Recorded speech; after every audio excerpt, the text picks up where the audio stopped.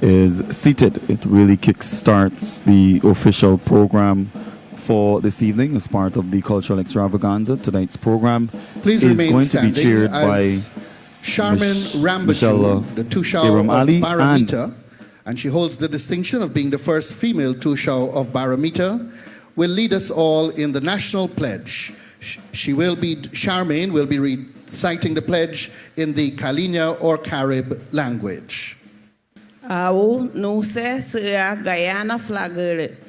O kahame Europa, we chopo awa, we atona Europa, Guyana tanoko, ya pokuru mema, iokero, erome, puari chorisia, ambore toa fore, Guyana wanu kuruta. Thank you. Thank you. Please be seated. Your Excellency, Dr. Mohamed Irfan Ali, President of the Cooperative Republic of Guyana, Honorable Prime Minister, Brigadier Retired Mark Phillips, Honorable Minister of Amerindian Affairs, Pauline Sukai, and other members of Cabinet, members of Parliament, heads of the joint services, members of the Diplomatic Corps, regional and other local leaders from our communities and our villages, our reigning Miss Amerindian Heritage Queen, ladies and gentlemen, members of the media, and all of you across the length and breadth of this beautiful country of ours. Welcome to this grand cultural extravaganza here at the National Park under the theme, Many Voices, One Song, celebrating Amerindian Heritage 2024. Let's give ourselves a round of applause. Lovely seeing all of you here this evening. Morano, good evening. Happy Heritage. Same to you, Michelle, and very many happy returns. And good evening, ladies and gentlemen. It is a pleasure to be with you once again as we get ready to celebrate an entire month of all things cultural and, of course, achievements, and look back at where we came from and the journey as to where we are going. And, you know, for a month that started with just one little exhibition, and I'd like to remind people about that, at the Amerindian Hostel in Princess Street in Georgetown, moving to church services and then to longer exhibitions on cultural shows, creation of heritage villages and things like that. We have certainly come a long way. And even though some people might say some things look very familiar year after year, that is how traditions happen, and that is how we continue it each and every year. Of course, the organizers also listen to you and try to add new things so that you are educated and entertained each and every year. And this year is absolutely no different. But we want to start this year with a grand cultural extravaganza and a few little words in between. Michelle? Absolutely. And some of us have already had our Kada, our Kali, our Farine, and the Tasso, and some Bambali and Kasiri to start the month off. But yesterday, we hosted the interfaith service, so we opened the month with blessings. And now here we are with this grand cultural extravaganza. And to bring you welcome, I now invite the Honorable Minister of Amerindian Affairs. And if we had a nice red carpet, it would look like she is walking the red carpet coming to us as we prepare for so many beautiful activities coming up this month, September, not just here on the coast, but in each of our administrative regions. So sit back, relax, those of you here at the National Park, and those who are watching, listening, and of course following us on social media. It is always a joy to interact with you during the course of this cultural extravaganza. So now we have welcoming remarks from Minister Pauline Sukai.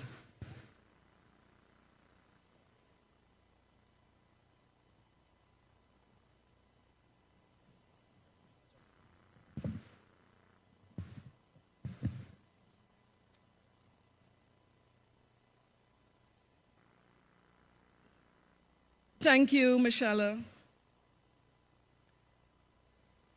His Excellency, Dr. Mohamed Irfan Ali, President of the Republic, the Cooperative Republic of Guyana, Honorable Brigadier Retired Mark Anthony Phillips, our Prime Minister, members of the Cabinet, members of Parliament, members of the Diplomatic Corps, representatives from the National Tushaus Council, the international community, other government officials, Amerindian brothers and sisters, special invitees. I want to wish you Amerindian Heritage Greetings 2024. I also want to immediately welcome you to the opening and the first event in the month of September, the month designated to recognize the rich and diverse culture of our indigenous people. I am honored and I feel privileged to provide remarks now. The theme this year, Many Voices, One Song, speaks to the unity of the diversity of the Amerindian nations in Guyana.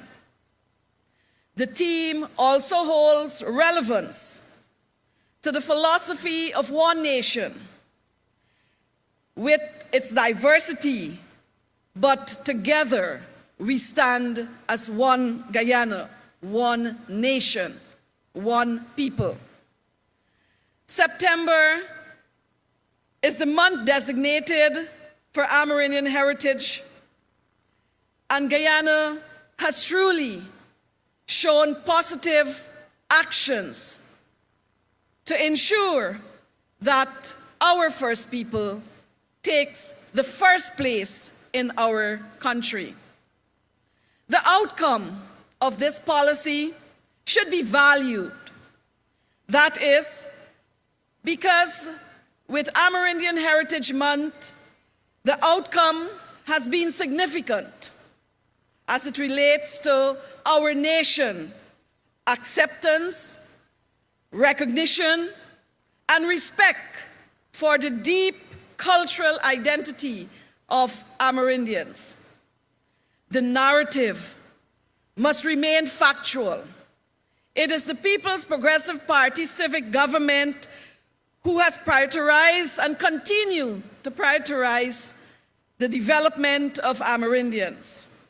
And this development does not only embrace our culture, our customs and traditions, but it also embraces our social and economic advancement. A nation which is truly transitioning and transforming to a higher level of socioeconomic growth must leave no one behind. And that, again, is the policy of our government. Every day, the landscape of the hinterland, with its numerous Amerindian villages and communities, scattered mostly throughout the regions of 1, 7, 8, and 9, continues to see significant changes. Amerindian villages located in the coastal regions are also advancing, and the gap between the hinterland and the coastland is narrowing. The social and productive infrastructure across the Amerindian villages also continues to improve and expand. So too our education and health infrastructure. Currently, in the villages, education and health services are managed, administered, and delivered by mostly Amerindians themselves, to their people, to our people. At the national and political levels, Amerindian continues to hold decision-making positions. They hold important international portfolios. Amerindians are benefiting from academic and training opportunities. What is significant is the prolific participation of Amerindians in key and critical areas in the private sector, in the public sector, and in the professions. It is a reality young Amerindians are finding it much easier today to realize their objectives and their goals under the People's Progressive Party civic government. Culturally, there is great enthusiasm in the preservation of the culture. Amerindians have strong ties to the land, which is key to their advancement both economically and culturally. Our government, the government of Guyana, has not only legislated the process for land titling and demarcation for lands for Amerindians in this country, but we have also been funding that exercise. Guyana is among the first countries to establish a Ministry of Amerindian Affairs, appointed a minister to the office, as well as fund the consultation and update to modernize the outdated legislation, which supports self-determination of our people to manage, to administer their village affairs and collective decision-making while acting in the best interests of their people. The government exercises the full principles of free, prior, and informed consent. Since we want to keep the narrative factual, I want to present the evidence. The government has just concluded, in partnership, the funding of the National Two-Shows Council Conference. This conference provides a formal platform for partnership and engagement with the Amerindian leaders, and our president and his cabinet sit with the leaders where they engage in conversation, dialogue, and consultation on issues and challenges affecting them, and arriving at commitments and offering solutions. The recently concluded NTC also saw the registering of Amerindian leaders' support for continued partnership with the government. They applaud Guyana's support as having the leadership position on the issue of climate change and its impacts, and how we are going to address the solutions, not only here in our country, but our model is one of the models that many can learn the experiences and also examine lessons which will probably be available. The Amerindian applauds Guyana for earning jurisdictional approval for the sale of carbon. And Guyana again is one of the first countries to be able to provide direct revenue directly to the coffers or the treasury of the village, so that they can address the priorities which they have in their village sustainable plans. Today's event is the embodiment of the high priority that the government places on preserving our cultural diversity of the Amerindians and all the other ethnic groups in our country. The month of September holds quite a number of activities that will showcase the contribution of the Amerindians to this country, our country. Many voices and one song. You will be exposed this evening to the music, the dances, food and beverages, craft products, and much, much more. This evening's cultural extravaganza will introduce you to the way we were and the journey we have traveled and the fusion of cultures that we now embrace in this diverse country of ours. The rich country that we call Guyana. Guyana, I must remind all of us, is an Amerindian word meaning land of many waters.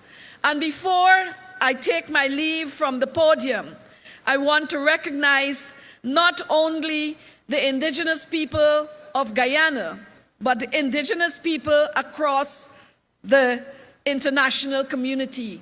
Today, amongst us is the indigenous elected leader who hails from Grenada, Tushau Shabir. He's here among us, and I want to welcome you, as I welcome all of Guyana, including and especially my brothers and sisters from the Amerindian villages and communities who are not here with us, but will be celebrating 1 month of Amerindian heritage, culture, traditions, and customs, so that Guyanese and internationally, we will be able to blaze the trail as a country where Amerindians, or the first people of our country, is held in high esteem. Their development is prioritized by a government with the political will to do so. I thank you, and happy heritage, the beginning of our heritage. Thank you. Maybe it's time for you to stand for a second. Just stand, stretch your legs, everybody, as we get ready to serve up some labat tuma and wild hog and tambaki tuma and frosted farine cake and locono cassava cake and so much more.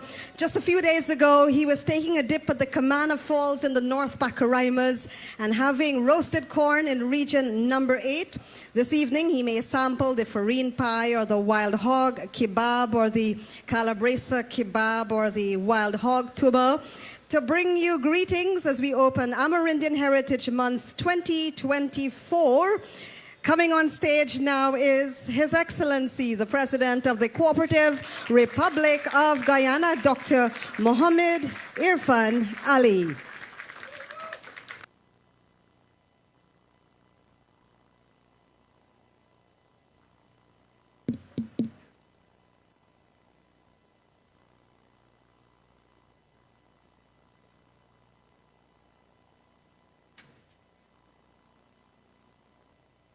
Thank you very much.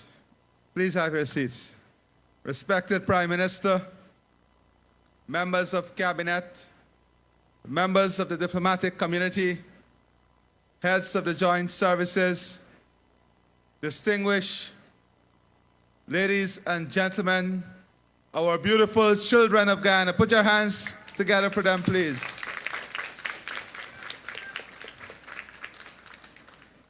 Especially tonight, our indigenous brothers and sisters.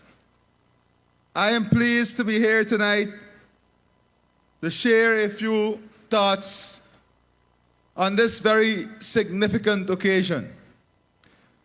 But this being our first national get-together since the passing of some outstanding souls of our country, Sir Sridat Ramphal, Amina Ghaffur, and of course, the legendary Dave Martins. I ask us to stand and reflect by lowering our thoughts on these great and outstanding citizens of our country.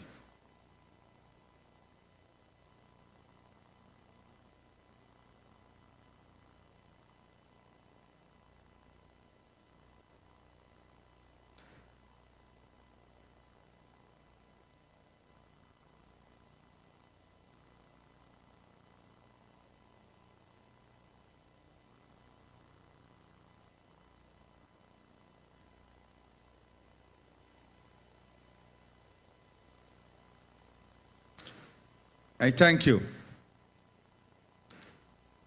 My dear friends, one may ask why this month is dedicated to our indigenous brothers and sisters. Well, that question really finds no place if we are to truly appreciate the history of our country. And in the history of our country, we will know that our Amerindian brothers and sisters are the first people of our land. The richness of their culture, the important role they played in molding who we are and what constitutes us as a people. The tremendous role they played in upholding the rich traditions that safeguarded our environment, maintained customs, and secure our place in this region as one of the most advanced countries when it comes to the protection and celebration of indigenous culture, indigenous people, and our indigenous way of life.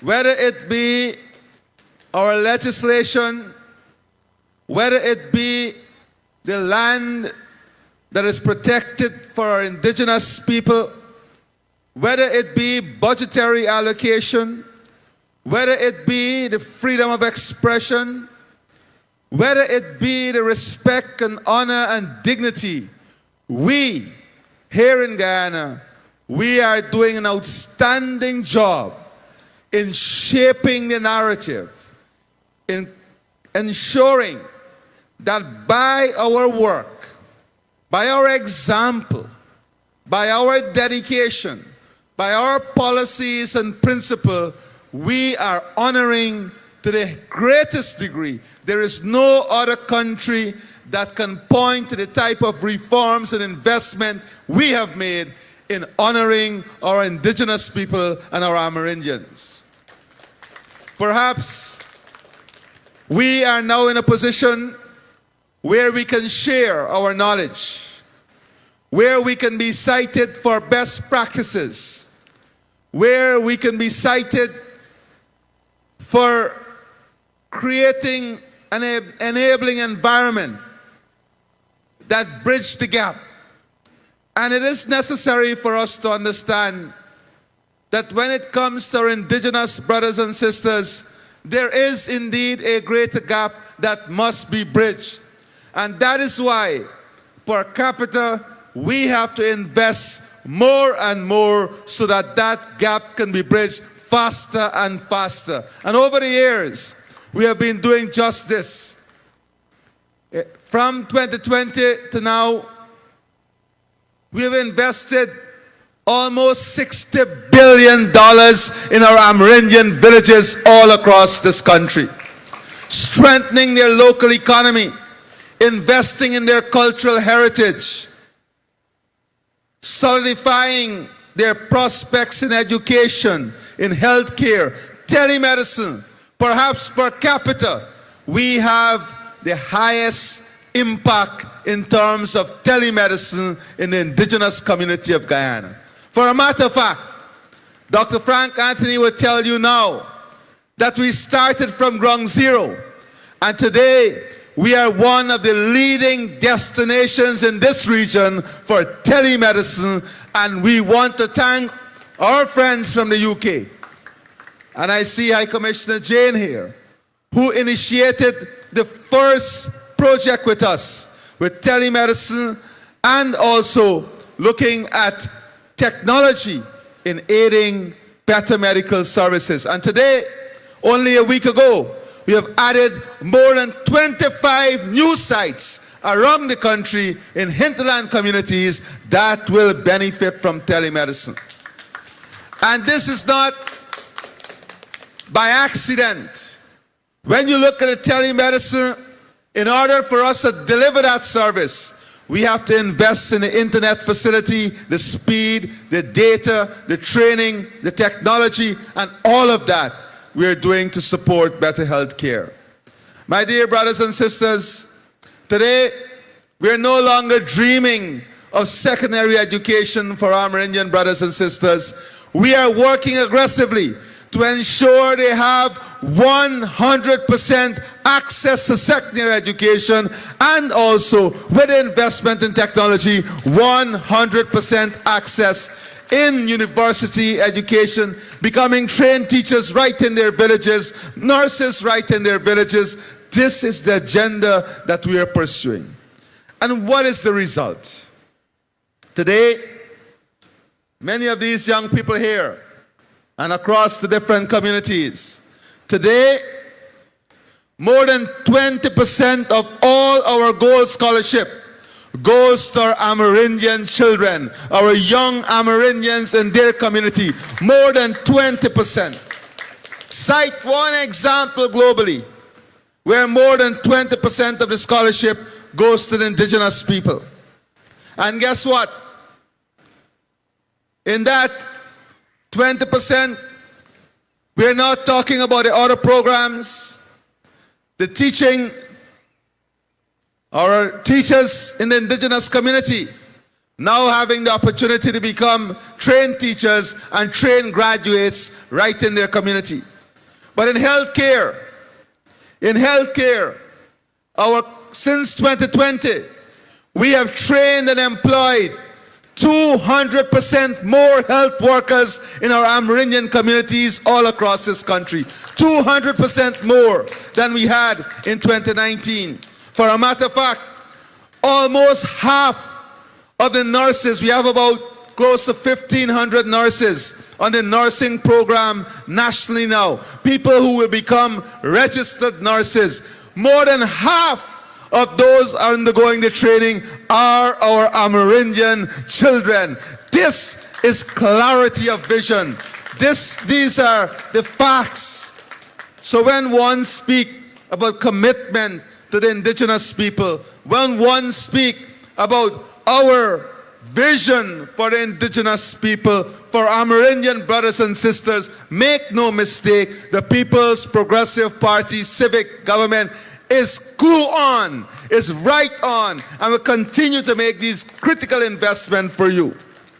And it is not only in education and health, because today we have Amerindian doctors, we have more Amerindian brothers and sisters doing medicine, doing engineering, teaching, medics. And when I was in one of the villages recently, the Tushao said, Mr. President, I didn't hear you say pilots and aeronautic engineers. And I said, yes, we are going to bring those who are interested and we will provide the training because we want you to be in every field.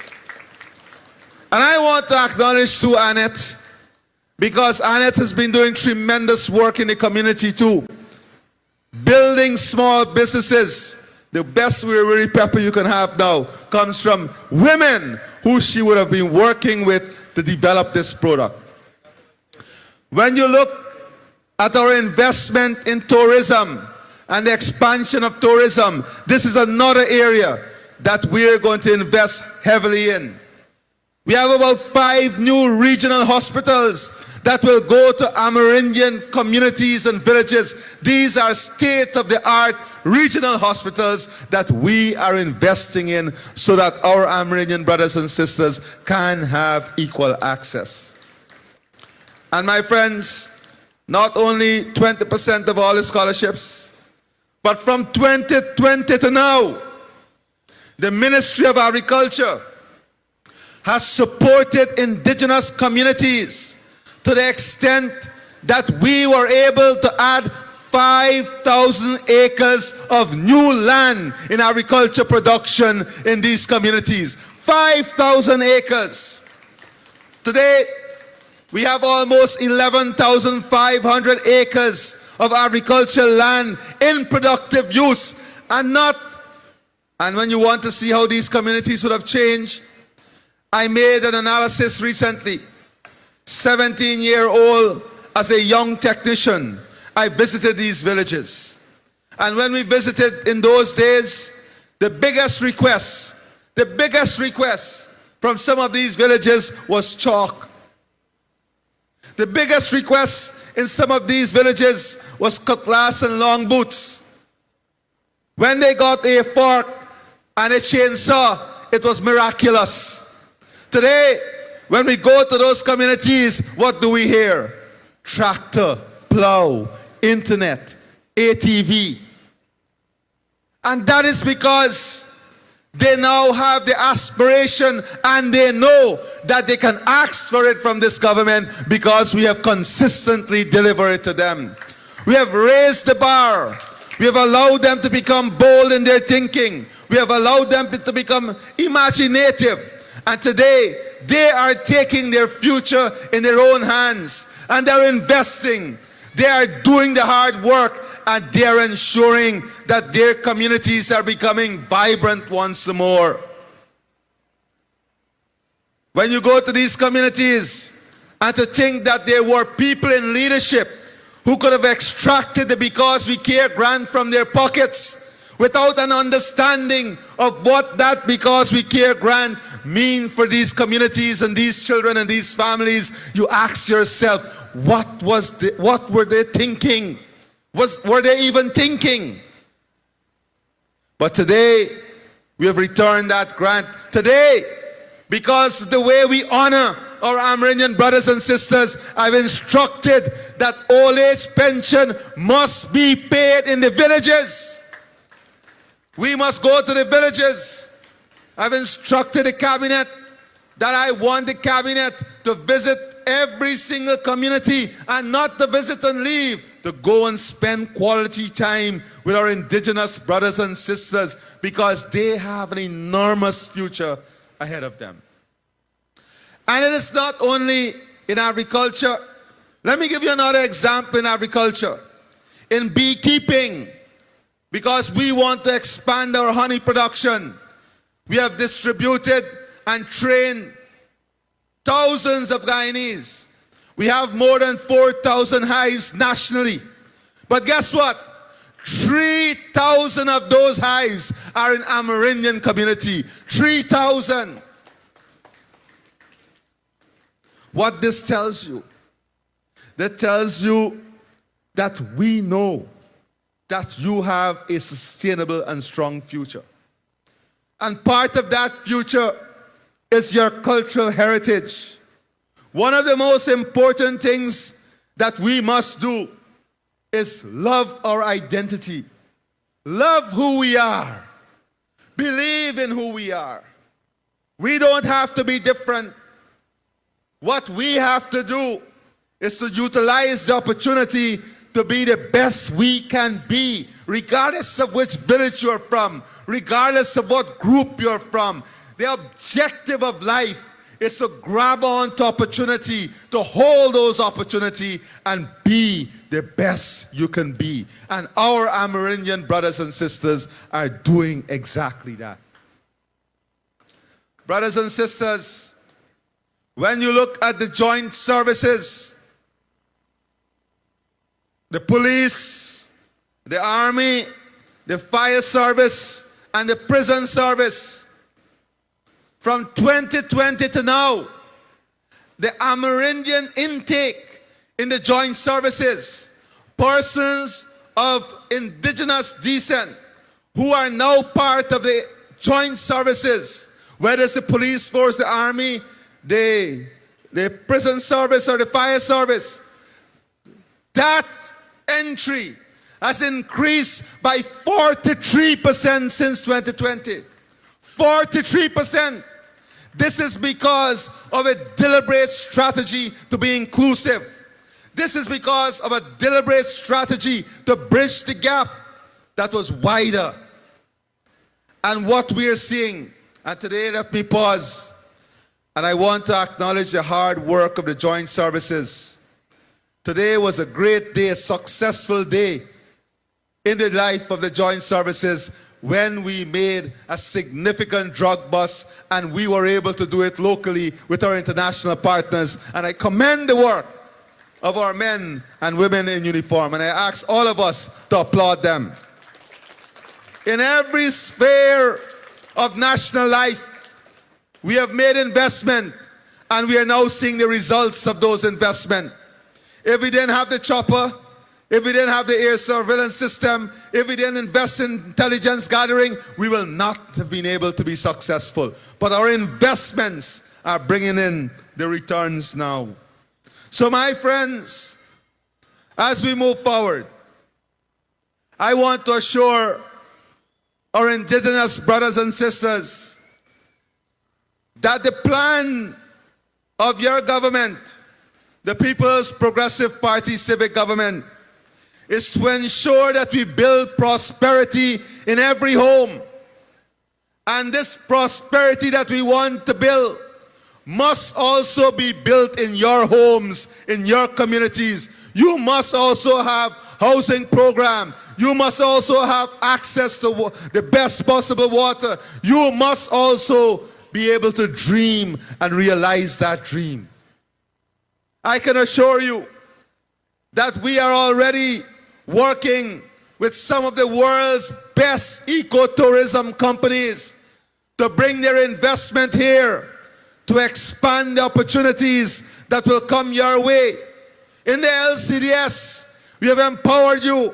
We have transferred money directly to you. You have the independence to spend it, but we are here to support you. Our role in the PAP civic government is a support cast. We are playing a support cast to you. We are that servant to you on which you can turn and be assured that we will be of service. We are that servant to you whom you can trust, whom you can rely upon, and who you can go to bed comfortable knowing that your future is secured with the People's Progressive Party Civic. That is who we are. That is what we are about. Hard work, relentless commitment, sacrifices, partnership, building stronger community, and working together as a people. So as we work and move forward, the future that we want to build for our indigenous brothers and sisters must be people-centered. It must be able to empower you and uplift you. It must be able to give you a sense of pride. And it is with great sense of pride. When you look at the cultural presentation, you can see that pride. You can feel that pride. Because that sense and belief of identity is being celebrated this month. And recall, it was the People's Progressive Party Civic that recognized how important this is. 1 month of celebration and recognition for who you are, that fabric of our society that knit us together. You are the one who lays the foundation. My friends, the future we build, that prosperous future, is one that surrounds people. It speaks about empowerment, economic empowerment, social empowerment, investment in community grounds, culture, infrastructure. And Frank was telling me that the indigenous dictionary that we worked on with you to create, the People's Progressive Party Civic Government, we have to reprint that dictionary and we have to get it in every community and make it publicly available because it is an important part of the cultural heritage of who we are. Language, customs, values, and culture is an important part of building prosperity. Make no mistake, these are critical ingredients in building this prosperity. Today, we have been able to rebuild and restore hope. We have been able to create a resilient future. We have been able to create a vision, ideas, but most importantly, we have been able to see the integration of communities, the unity and expansion and development. Today, communities are connected in the hinterland by concrete road, by highways. We are building modern war facilities. We are now looking at export-oriented production from our indigenous community. This is the bold initiatives and plans that we are working on. You know, when we were in government before, in 2015 we left government and we left the CSOs and the Tushos at a certain stipend. For 5 years we came back and that stipend remained the same. The only difference is that they sent home the 2,000 CSOs. When we came back, we reintroduced the CSOs. Today, more than 2,000 CSOs are rehired right from your community. More than $3.5 billion being disbursed And we have been able to raise that stipend for our CSOs, that allowance, to $35,000. But today, I want to say to you that with immediate effect, we want the stipend for our CSOs to be same as our part-time workers, to be same as they are earning on the coastline. So it will match the $40,000 that they're getting, because there must be no difference in our approach. I've also instructed, and we have launched already, a program where our Tushas are also now benefiting from the part-time allowance of $40,000.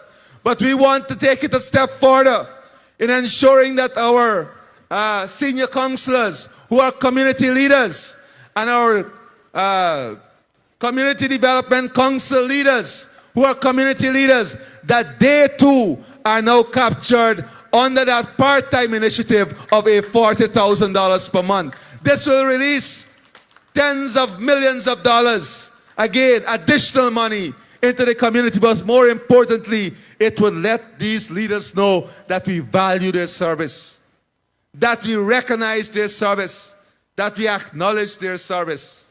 So my dear friends, tomorrow is school and we all have responsibilities. I was told I have to make sure my son gets to bed at a certain time. I don't know how that will work. But I want to say to all of you today that our commitment, my commitment to you as your chief servant, is to continue to serve you with honor, to continue to serve you with respect, and continue to serve you in a way in which your lives will be better. I thank you. Enjoy this month, and God bless you.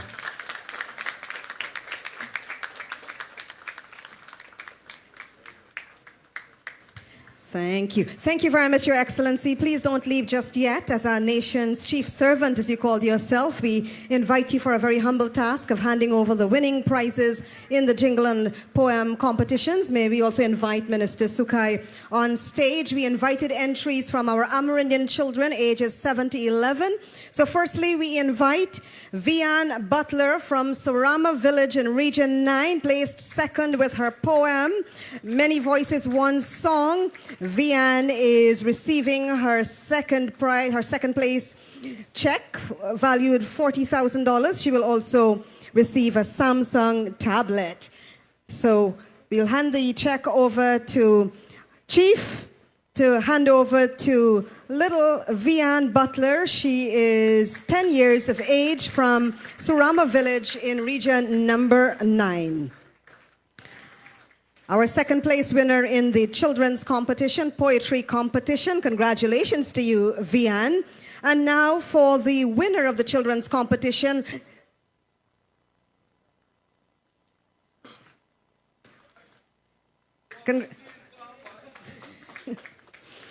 Next, our winner in the poetry competition, Tiny Taz. His poem was titled Echoes of Unity. Taz is from Kabukali in region number 1. Taz LaRose, winning $50,000 and a Samsung tablet in the poetry competition. Congratulations to you, Taz. And now we will invite the winner of the jingle competition. It was open to all age groups. The winner is Ingrid Harris. We saw her perform earlier this evening. She's from Kumaka Village in Region 1. And the winning check, of course, is valued at $100,000. It's been a while since we've had our jingle and song and poetry competition. Remember, you still have an opportunity in the Amerindians Got Talent competition. Congratulations to our winners. Thank you very much, Mr. President. Thank you, Minister. Thank you, PS. And we're almost at the end of our program. We're at the end of the program. All right, thank you very much, Performance Fusion. Devon, can we get some of the fusion music as the artists make their way off the stage? And we get ready to wrap it up tonight. Of course, we invite you to visit the many, many booths that are on the periphery of the National Park tarmac this evening. You can have, I think someone sent me a bit of a menu. Let me see what's on the menu. There are Laba. several vendors, so be sure to patronize all of them. Arts and craft on sale, jewelry, clothing, so much more. Please support our vendors here at the National Park. Some of them will go to Sophia next week, so you can join them there as well. Hold on, here comes, well, we can't say two senior citizens. We have a mature citizen. Okay, we've got a special.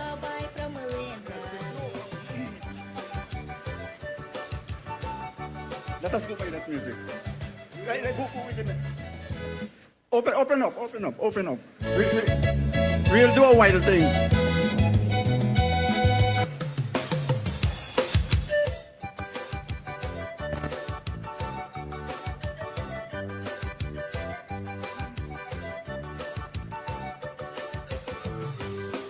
We're singing together.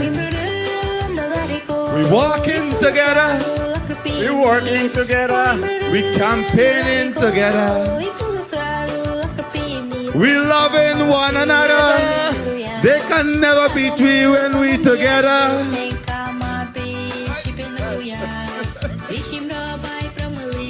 And we will go on forever. Forever and ever. We living on together. We loving one another. How can they beat we when we together? All right. Okay, thank you.